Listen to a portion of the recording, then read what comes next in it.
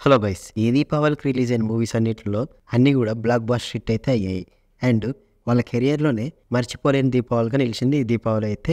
కిరణ్ అబ్బవరం చాలా సినిమాలు అయితే తీశాడు. హిట్ మూవీస్, ఫ్లాప్ మూవీస్ పక్కన పెడితే కిరణ్ అబ్బవరంకి అయితే ఇంతవరకు 20 crores మూవీ కూడా పడలేదు. అండ్ ఫస్ట్ టైం కా మూవీతో అయితే 50 crores గ్రాస్ కలెక్ట్ చేసి తన కెరియర్లోనే హైయెస్ట్ గ్రాస్ వసూలు చేసిన మూవీగా నిలిచింది కా మూవీ అయితే. అండ్ దుల్కర్ సల్మాన్కి అయితే హిట్స్ అయితే చాలానే ఉన్నాయి. 50 crores 70 crores మూవీస్ కూడా ఉన్నాయి.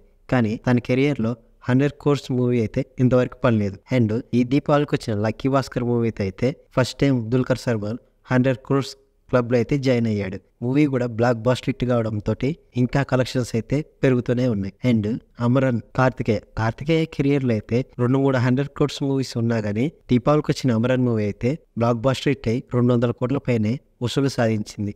ఈ మూవీ అనేది ప్రతి థియేటర్లో హౌస్ఫుల్ బోర్డుతో నడుస్తుంది. అండ్ ఈ దీపావళికి అయితే 200 కోట్లు గ్రాస్ వసూలు చేసి తన కెరియర్లోనే హైయెస్ట్ గ్రాస్ వసూలు చేసిన మూవీగా నిలిచింది అమరన్. ఇంకా ఈ మూవీ అయితే 300 crores క్లబ్లో జాయిన్ అయ్యే అవకాశం ఉందంటూ వార్తలు అయితే వస్తున్నాయి. అండ్ ఈ 3 సినిమాలతోటి ముగ్గురైతే ఫస్ట్ వారి కెరియర్లో హైయెస్ట్ గ్రాస్ వసూలు చేసిన మూవీస్గా నిలిచింది ఈ దీపావళికి. అండ్ మీరు ఈ 3 మూవీస్ చూస్తే మీకు ఏ మూవీ బాగా నచ్చింది కింద కామెంట్ చేయండి. అలాగే ఇలాంటి మరిన్ని మూవీ అప్డేట్స్ కోసం మన ఛానల్ సబ్స్క్రైబ్ చేసి లైక్ చేయండి.